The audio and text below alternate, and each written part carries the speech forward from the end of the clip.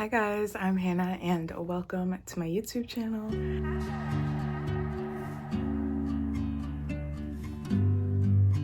Today's video is going to be my November reading wrap up. I read a good amount of books this month. I am currently home for the holidays and I left some of the books that I read this month back in Ohio, where I live most of the time. So I'm gonna be showing most of the books that I read on my iPad, or I'll just put a picture on the screen. Sorry if the background is a little messy. I cannot be bothered to clean my room right now. And as you can see, I'm like out of a suitcase. So there's really no point. But yeah, I think I read 7 books this month. But obviously we can double check that at the end of the video. Yeah, let's go ahead and get right into it. The first book I read this month was My Heart and Other Black Holes by Jasmine Wanga, or Wanga. This book was really cute. I gave this a 4-star because it was just sweet and a perfect young adult quick-paced book to just kind of get through. But of course it did deal with a little bit of harder topics, so let me go ahead and explain. Basically, so we have Roman and Azelle, and they are 2 kids who meet on this website called, like, I think it's for suicide partners, so obviously trigger warning there. They're 2 kids who are very depressed and have the intention of ending their lives when they meet, but obviously they meet and things happen. So I think it was a good depiction of adolescence and depression and what causes those things, and you know, how young people think when they have those mindsets. And as somebody who dealt with depression as an adolescent, I felt like it was a pretty good depiction and just overall a fun read. So not fun, but a good read. Next, I went into a novel love story by Ashley Poston. This follows main character Eileen, who finds herself trapped in her favorite book town, Aloriton. So she gets trapped in Aloriton, which obviously is a town from her favorite book series, and she meets Anderson, and it follows them and Eileen trying to navigate the world in this weird magical realism thing that's happening to her. So it was really good. I enjoyed it. There were a few plot lines that I kind of like got a little less interested, so I was more interested in Eileen and Anderson and those 2 characters, and I feel like we got a lot of the side characters because obviously she knows all of these characters and loves all of these characters from the series that she read. So I would probably do the same thing in that scenario. Like, I would want to be involved in all of my favorite characters' lives. So I liked it. I thought it was cute. I gave it 4 stars. I will say that Eileen, I didn't feel like connected to any of the characters, so I think that's why I kind of was like, I wanted more of Eileen, because I think then I would have felt more connected to her as a character, but it was still pretty good. Okay, this next one I read on my phone, and that is There Are No Saints by Sophie Lark. And this book was kind of just a random impulsive late night pick. Like, I'll be scrolling on Kindle Unlimited on my phone and I'll just be like, oh, that sounds interesting. So this is a dark romance that follows Cole and Mara, and they're both artists in New York City. Cole is a sculpture artist and he's pretty rich and famous, and people know who he is. He's a very well-known artist, and Mara is just starting out and trying to afford studio space and all of these things. So Cole and Mara meet, and obviously it's a dark romance, so he's a little bit of a stalker vibe. Yeah, I only gave this 3 stars just because I felt like there was more of a mystery plot going on than the romance, but I still enjoyed it. I thought it was a little crazy, a little too crazy for my taste, for like how they met, or at least like the first situation of the book. But once we get more into like Cole and Mara talking in those types of scenes, I did enjoy it more. So I'm now reading the second book, which I've been reading for so long, and it's called There Is No Devil. So it's a duology, and I haven't finished There Is No Devil yet, but I am enjoying it more than the first book. I think there's more about Mara and more about Cole that I am enjoying getting to know. So yeah. Okay, the next book I read, I hate this cover, but Redeeming 6 by Chloe Walsh. So what to even say about this book? If you don't know, this is the 4th book in the Boys of Tommen series by Chloe Walsh, and this one follows Joey and Aoife. Joey is the 2nd eldest brother in a family, the Lynch family, and this family is obviously they struggle. They have a lot of things going on that people aren't aware of in their household, and we see a lot of that in the first 2 books with Shannon, Joey's little sister.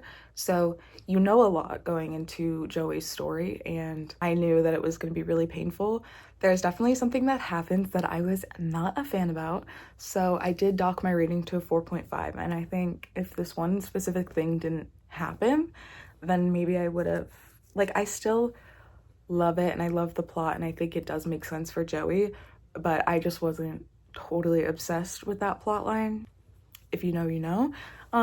So yeah, I did give it a 4.5. What else to say? I just really love Chloe Walsh's writing, and all of these characters, I've been reading them for 4 books, so it's like my favorite characters come up and I'm like, oh my gosh. So it just genuinely feels like these people are real characters and like real people.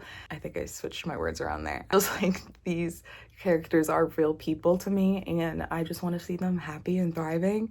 That's why this series will always be rated so high for me, even if I'm not obsessed with what's going down, because I love the characters, I love the writing, and I love the vibes of this town. Their accents are hilarious. Like the words they say, like obviously I can't hear the accents, but so good. Okay, I have the last 2 books that I read this month, so we can go ahead and hold those up for you. Next book I read was Call It What You Want by Alyssa Derogatis, and this book was interesting to say the least. This follows Sloane Hart, who is in her final year of college and trying to figure out what she wants to do next, and she meets Ethan, who lives in the apartment above her, and they kind of stumble upon each other and she really likes him and is drawn to him.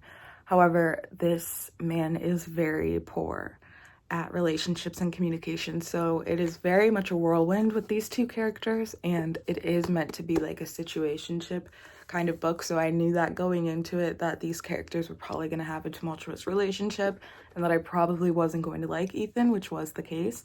I said this in my reading blog that I didn't like that this book had 2 point of views, which I never say. I do love multiple point of views, but getting Ethan's point of view in this kind of felt wrong. Like I felt like I didn't need to know what Ethan was thinking or doing, and I felt more like this was Sloane's story and I wanted to know how Sloane was going to be able to heal from this. I really loved Sloane, and then she did something and I was like, no. So like halfway through I started to get really frustrated with both of the characters, which is why I originally gave this a 3.5, but I feel like I might bump it down to a 3 because the more I think about it, the more frustrated and annoyed I get with the decisions that these characters made. Yeah, but the writing, I wasn't bad at all. I just felt like there wasn't much of a plot because we are going through so many years with these characters. I think we go through like 2.5 years with them. It just felt like there wasn't a ton to hold on to. However, I think this author would definitely succeed with like a book with a little more plot for a romance, so I'm excited to see what she writes next because I do think this is her first book. I don't really know. Yeah, I didn't hate it. I think like there are people who should read this, women who should read this if they've gone through a situation like this or a relationship like this, because I do think it does give a good perspective on both the women and the man in the situation, even though I hated him. Okay, last book of the month. I did not finish it yet. I am about 100 pages in, and that is Taming 7 by Chloe Walsh. Obviously, this is the 5th book in the Boys of Tommen series, and this one follows Gibbsy and Claire. And Gibbsy is in the first 4 books, and so is Claire, obviously. But Gibbsy, you do see a lot more of because of his relationships with all of the characters, and I'm obsessed with him. I love him, and I've already learned so much about his backstory that I'm just like, yeah, so I have a sneaking suspicion that this may be a 5-star just because I do love Claire and Gibbsy so much. However, I do know that this is probably going to be just as, if not more painful than the other books because I have a sick attachment to these characters. Yeah, I'm a little nervous for it. I'm not gonna lie to you. That is all I read this month, and I am actually really happy with this month. I feel like I read a lot of books. Let me count real quick. So we read like 6.5 books because I'm in between 2 right now. Pretty good reading month. I feel like I've been stuck at like the 6-7 mark for this whole year, but that's fine. I have like 6 books left on my Goodreads rating goal, so I definitely need to get moving on that because it's December 1st. I've got 31 days, baby. Yeah, that is it for this video, guys. I really hope that you like these wrap-ups because they're some of my favorite videos to film. Yeah, I definitely want to start doing TBR videos for the new year. However, I am so bad at following my TBR, so we'll see how that goes. But yeah, if you guys have any suggestions or things that you want to see, please go ahead and let me know down below. And yeah, thank you so much for watching. Like and subscribe and do all those fun things. Yeah, love you. Thanks for watching. Bye.